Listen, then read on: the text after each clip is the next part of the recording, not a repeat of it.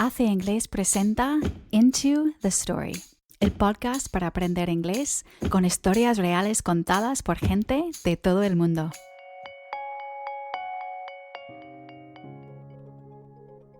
What does it mean to grow up? What does it mean to be responsible, mature, and successful? After years of living carefree in Barcelona, our storyteller Dan returned home to the UK believing that he needed to grow up, find a sensible office job, and learn to answer these questions. We're taught not to give up, to work hard, this idea that if you try your best at something, you will be a success. Well, not always, because if you're so blindly devoted to an idea which isn't working, then you're doing yourself more harm than good. In today's story, Dan explains how he struggled through weed pulling, wet weather, and wearing a suit, only to discover that happiness and success were not what he thought they were. We'll hear about the moment that Dan finds himself homeless, jobless, and covered in bird poop, and how it was here, alone in the middle of London, that he realized the importance of self-honesty and understanding the value of failure. We're calling this story Going Home, Getting Lost.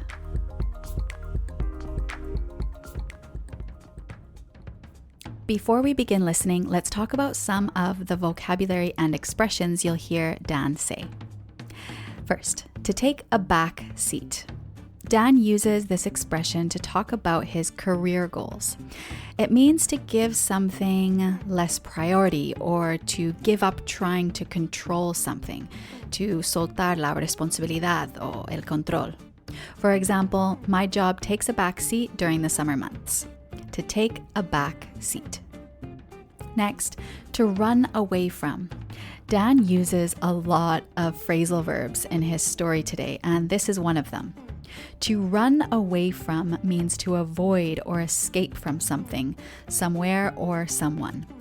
You'll hear Dan talk about running away from his problems.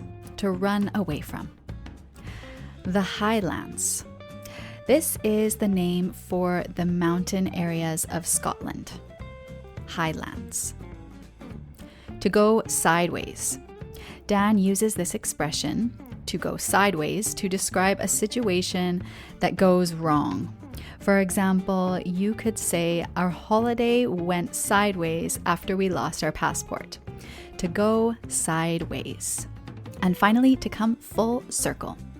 Another expression that Dan uses to describe returning to his original position. If you need more help with understanding Dan's story, remember, for each episode, you can get a full vocabulary list and listening comprehension activities on our website, acingles.com. That's la letra A, letra C, inglés.com.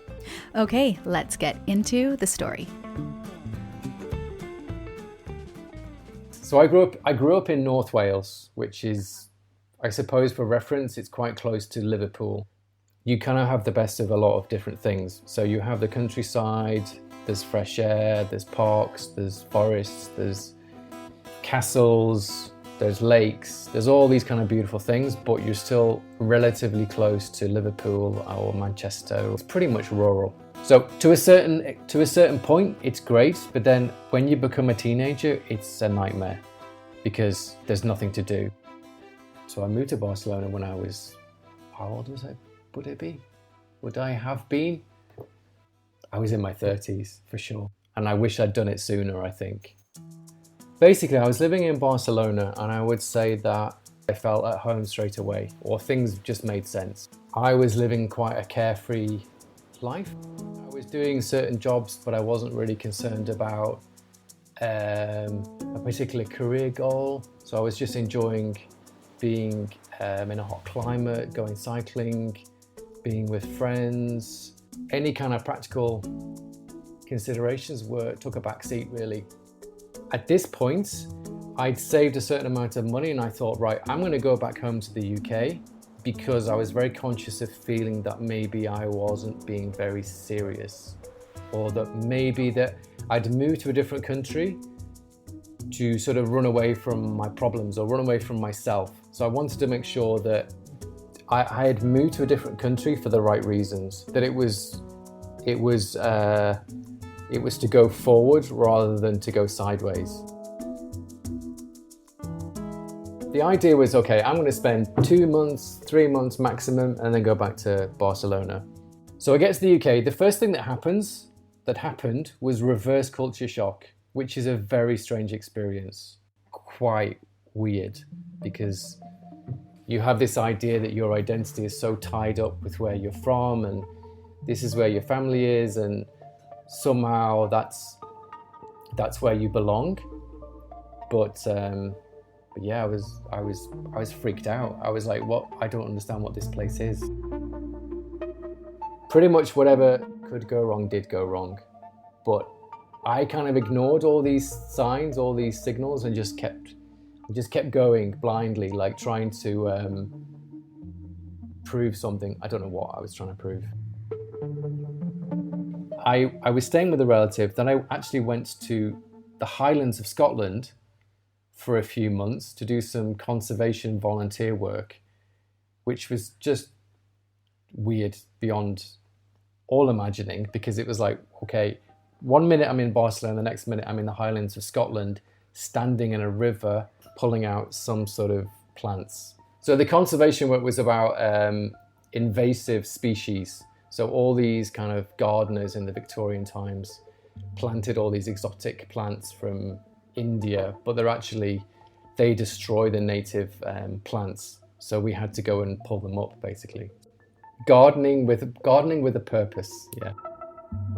And then from there, I moved to mid Wales, to another small place where I had a job working for like a fashion label called Laura Ashley. So I worked in their sort of, I guess, customer service department. So I did that.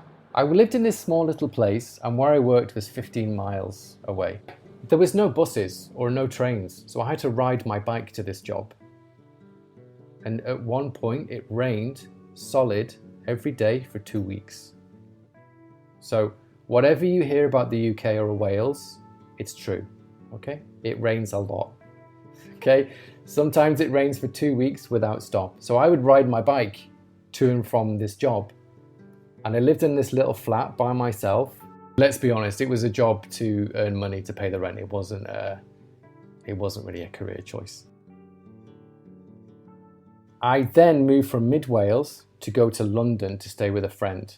London's a big city. You should go there and be successful or something.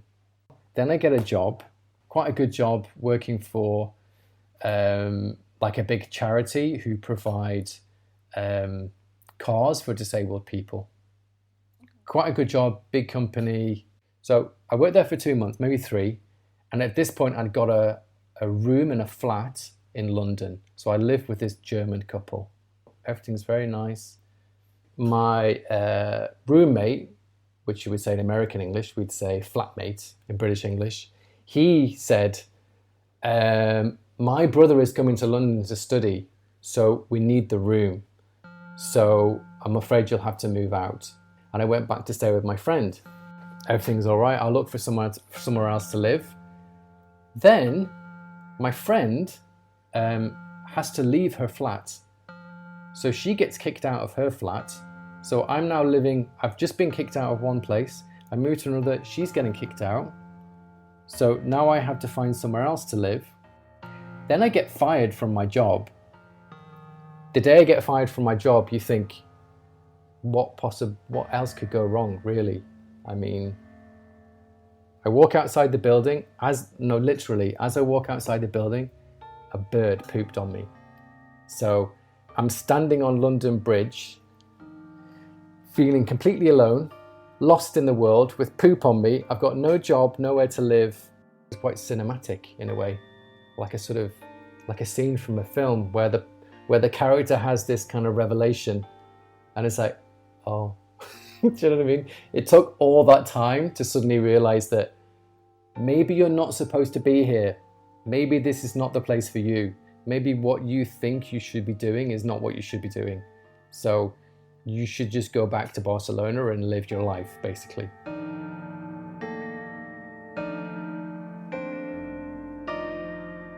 Without even thinking about it, I booked a flight. I talked to my friend. He said, yes, you can come and live with me. He's living with, this is where the story gets even more interesting. So he's living with a woman who I kind of know, but he's friends with. So he goes, I need to ask her if you can come and stay. She says yes. So I moved back to Barcelona. Right? But that woman who lived in that flat is now my wife. So moving back to Barcelona, that's the person that I met. We started seeing each other, and now we're married and we have cats. So that's kind of the lesson, was you shouldn't be afraid to follow things that make you happy, because we're taught to be, not to give up, to work hard. This idea that if you try your best at something, you will be a success.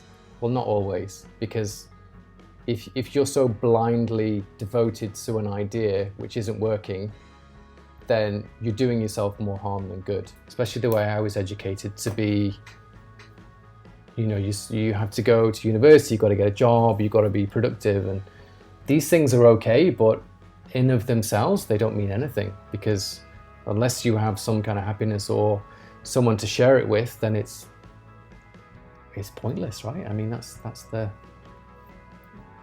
lesson. It was like, okay, I could have been in London, I could have had a successful career, whatever, but I wouldn't have my wife. I teach online.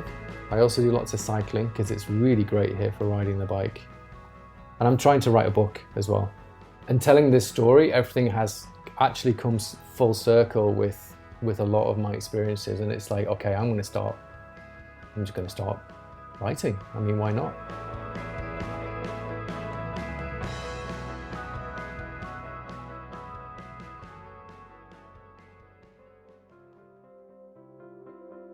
That's all for today. Si te ha gustado la historia de Dan y quieres seguir escuchando más episodios de nuestro podcast, puedes visitar nuestra página web acingles.com, donde tendrás todos los episodios de Into the Story.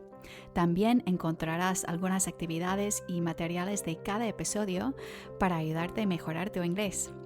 Thank you for listening. Until next time, we hope you have a good time, or at least a good story to tell.